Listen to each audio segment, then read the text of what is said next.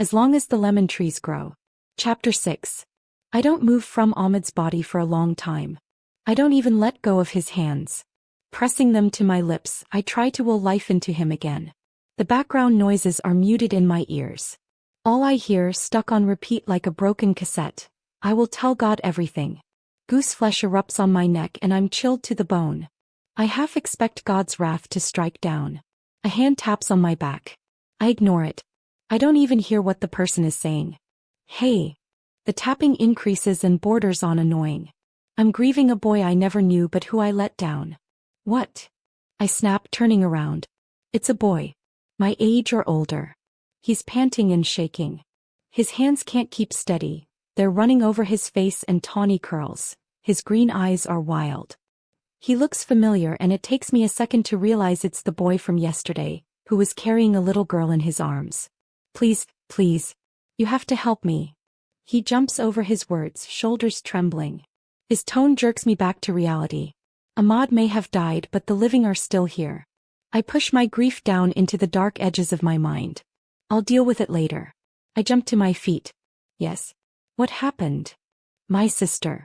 Please, she came in yesterday because of the bomb. There was shrapnel in her stomach. It was taken out. We took her home. Hospital said there's no space. They said she'd be okay. Please, just... He stammers, unable to keep up with the pace of his words from pure terror.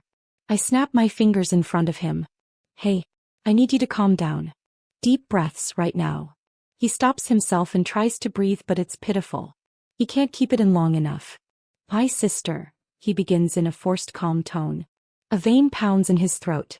Last night she got this fever and it hasn't broken all day. Even when I gave her Panadol. It's bad. Really bad. She's vomited 3 times and I can't carry her here. Every time I try to move her she screams in pain. Please. You have to help me. I immediately know what it is. Reluctantly, I take my lab coat off little Ahmed's body. I don't even get to say goodbye. I look around to see if any of the doctors might be able to help, but each of them seems to be caught up with their own patients. I have to do this by myself. When I started here a few months ago, I saw how Dr. Ziad goes above and beyond for his patients, which made me want to do the same. Despite his objections. Because I know the consequences if I don't do just that. I learned how to take out shrapnel, sew gaping wounds and attempt to stop death all by myself.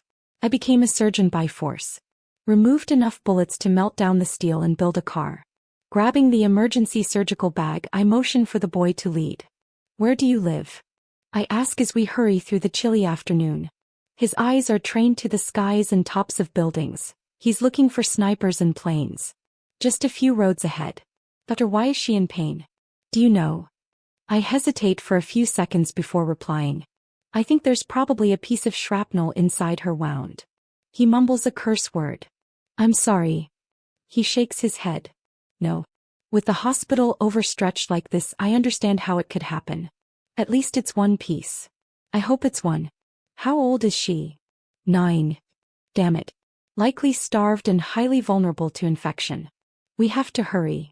He picks up the pace and I follow him through the old alleys of our torn-up city. A few people are out, either deep in conversation or waiting in line at the bakery. I'm Keenan, he says suddenly, and I turn toward him, distracted. What? Keenan, he repeats and manages a small smile. Salama, I say. His name feels familiar, like I heard it in a dream once. But before I can try unraveling that faint thread of recognition, he stops. In front of us is a building. Or what's left of it. Like every building around, it's been affected by the many stray shells and gunshots. The paint is chipped and peeling off, layer by layer. It's 5 stories high and must have been brown once. Keenan opens the building's front door slowly and gives me a tentative look. I frown, not understanding. His whole demeanor changes. Like he's ashamed. We walk up the concrete stairs, which are chipped at the edges, until we reach the 2nd floor. Their door is wooden and old and opens up to the living room, which looks as if a small bomb exploded right in the middle. Broken furniture, deteriorating walls, and dusty ripped rugs. On the other side, I'm taken aback by the state of the balcony. It's more than half destroyed. Chunks of it have clearly fallen down to the streets below. A huge hole allows for gusts of the winter wind to freeze those inside. Standing close to the edge would put you in danger of falling over. He calls out and one of his siblings, I guess, hurries to him. He's young, banging on the door of his teenage years. There's a big hole in the side of his shirt and his jeans hang loosely on him. I can hear their sister moaning from where she's lying on the floor in the living room. I need to work fast. Keenan sinks to his knees beside her and asks if she's okay, whispering encouragements and love. The younger boy stands beside the doorway, fidgeting with his hands and throwing nervous glances to the little girl. Mama, this is the doctor. She's going to help you. The little girl gasps for air before nodding. Her whole face is twisted with pain. I sit beside her. Mama, honey. I want to help you, but you have to help me first. All right. She nods again. Did they give her blood at the hospital yesterday? I ask Keenan, taking out the tools I need. Yes, he breathes. One of the doctors donated. Oh, negative maybe. I nod and unbutton her shirt. Her skin is translucent and her ribs are sticking out like Ahmed's were. I can't have tears blurring my sight, so I command myself not to cry. Keenan holds her hand and keeps on talking, trying to distract her from her agony. She yelps in pain when I take off her sweat-soaked shirt. I press a palm to her hot forehead. Mama, where's the pain coming from? In my stomach, she gasps, sweat trickling down her cheek. I cut her bandages as carefully as I can and say, I'm going to press my hand on your stomach, and when the pain is too much, tell me. She nods. Keenan watches my every movement with tear-filled eyes. I'm astonished at my own composure. The moment I touch her abdomen, she screams. Shit. I apply pressure and she screams even louder. Daisies.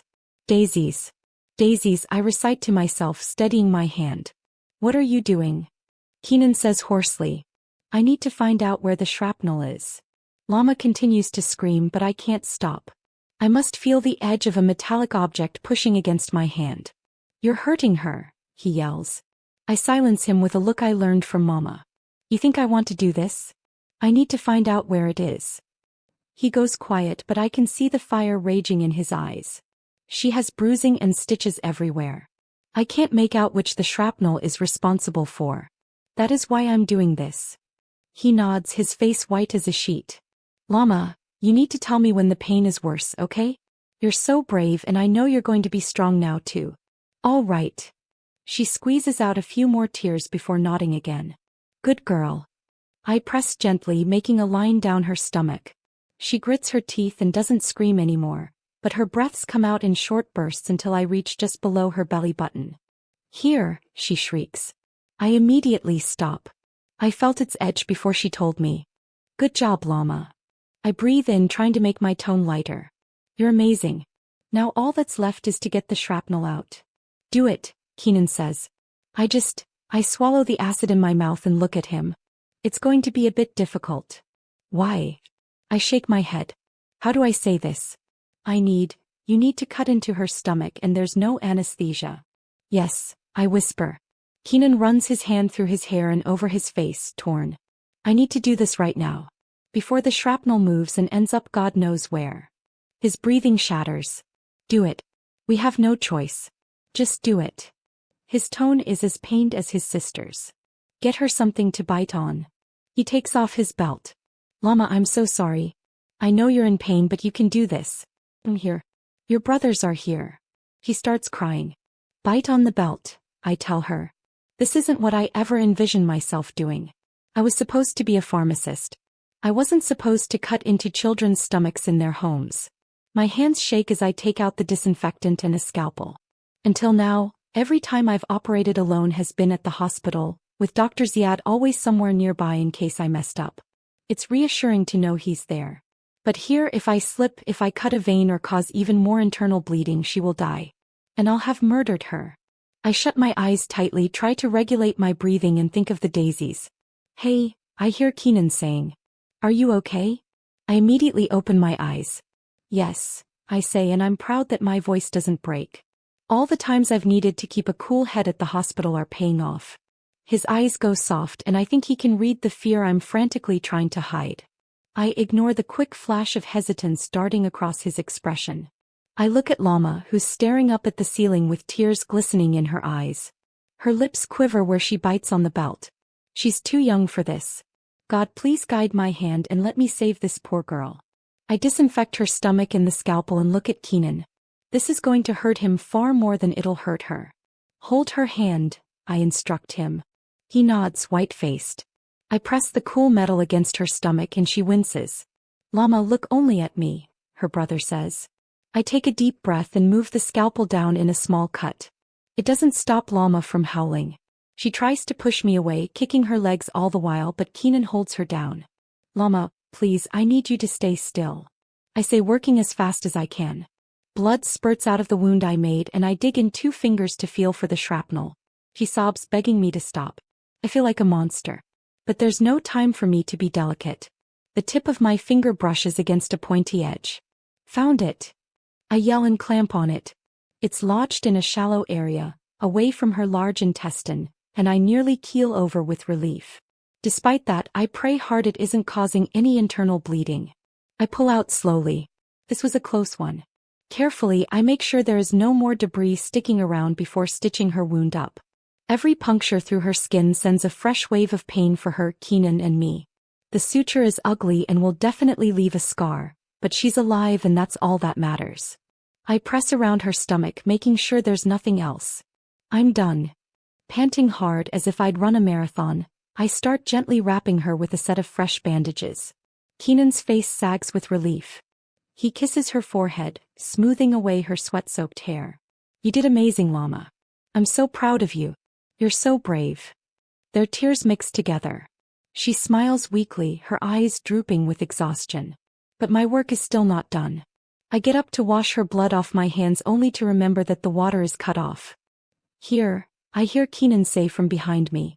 He holds a big bucket of water which they probably use to drink and cook. I shake my head. I can't do that. You need this water. I'll wipe them back at the hospital. Don't be silly. Come here and wash the blood off you. We have buckets of water. No one has buckets of water. But I take it from him. The water runs over my scars like little streams washing away the blood. Did the hospital give you any antibiotics? I dry my hands on my yellowed lab coat. Yes. He takes them out of his pocket and hands them to me. Cephalexin 250 milligrams. Give her 2 tablets every 12 hours for 7 days. He hurries over to her and makes her swallow 2 of them.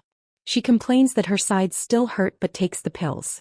Their brother emerges from behind the door and sits beside her, trying to make her as comfortable as possible. He sniffs, rubbing his red eyes, and she smiles slightly before closing her own. Her fatigue is so palpable I feel it on my own skin. I look at my watch. It's nearing 6 p.m. I have to get back to Layla. Keenan walks back over to me. Thank you so much, doctor. I don't know what else to say. I wave off his appreciation. It's not a big deal. Just doing my job. And I'm a pharmacist. I guess this isn't in your job description, he says, looking at me with awe. Adrenaline shoots through my system once again and I look away. There's life in his eyes. Something I'm not used to seeing outside of Layla's. And you're young. I fiddle with my fingers. Not that much younger than you. He shakes his head. I didn't mean it in a bad way. I think it's amazing that you can do all of this. I shrug one shoulder. Circumstances. Yeah, he says, and his gaze lingers on me for a few seconds before he looks away. His cheeks turn pink. I clear my throat and gesture toward Lama. Now your sister won't be able to eat anything for a while. That's where fluids will play a role. Let her drink as much as she can. Soup, water, juice. Anything really. Fruits too. If there are any. He's nodding at every word I'm saying, storing them in his head. I can see him try and work out where he'll be able to get all these things. They aren't starving by choice. I don't ask where his parents are. If they're not here, then it's not a mystery what happened to them. I'll be at the hospital if you need anything. When she can move a bit, bring her there so we can see what more we can do. Thank you. I hoist the surgical bag over my shoulder. Again, no problem. He walks with me downstairs. I'll take you back to the hospital. No, it's fine. I'm going home anyway. Your sister needs you more. He looks torn between wanting to be chivalrous and staying for his sister. It's fine, I repeat more firmly. Let me at least see you out, he says, and I nod. We walk together, going down the stairs in silence. At the front door I turn toward him and he smiles. Thank you again, he says. You're welcome, I reply and step over the threshold. Take. But his voice is drowned out when shots rip through the air. I whirl in fright to see his eyes widening, And immediately he grabs my arm and pulls me inside. Hey! I protest, wrenching myself out of his grip, but he doesn't notice, instead slamming the door shut. He holds a finger to his lips and presses his ear against the metal frame. I wait with bated breath, praying it's not what I think it is. Hope shrivels away when more shots follow and our worst suspicions are confirmed. It's not safe, he finally says. Obviously. I need to go. I move to the side, but he blocks the space. It's probably the military clashing with the protesters. You need to stay indoors until it's over. They'll have snipers all over the buildings. Even though this is expected to happen at any time, I start to panic. Layla's alone. I can't leave her like that the whole night. I have to go. Layla needs me, I echo again. Who's Layla? My friend. She's my sister-in-law too and 7 months pregnant. I can't leave her. How are you going to be any help to her if you're dead or captured? He says forcefully, forming a body shield against the door. God damn it. Can't you call her? We have phones but we don't use them. I'm too scared the military will track them and know she's alone. He hesitates for a few seconds, then takes out an old Nokia. This is like a burner phone. It's only used to call people. You can use it. How the hell did you get one? Do you want to ask questions or do you want to call her? He hands it to me and heads back upstairs. Keenan pauses halfway up and then says, "Don't run into death." I nod and he disappears. I dial her number, my heart beating loudly as the beeps go by. She doesn't pick up and I nearly faint from terror. 3 more times. No answer. Cough materializes in front of me, and the uneasiness opens the blackest hole in my heart. What's happening? I gasp. Imagine if she's in labor right now, he says. The earth shakes under me. These are the choices you make every day, Salama. He stands closer, regarding me with pity. You're gambling with Layla's life. Not to mention the life of her unborn child. Your niece. Which is more important? The patient's or Layla and her baby? I hear my bones cracking under the weight of his words. I remember Layla's anguish when Hamza was taken. How she spent weeks screaming and clutching her stomach, wishing to die, her torment overflowing like a flood, threatening to drown her. I imagine what Hamza would say to me if I let any harm come to Layla. She died because of me.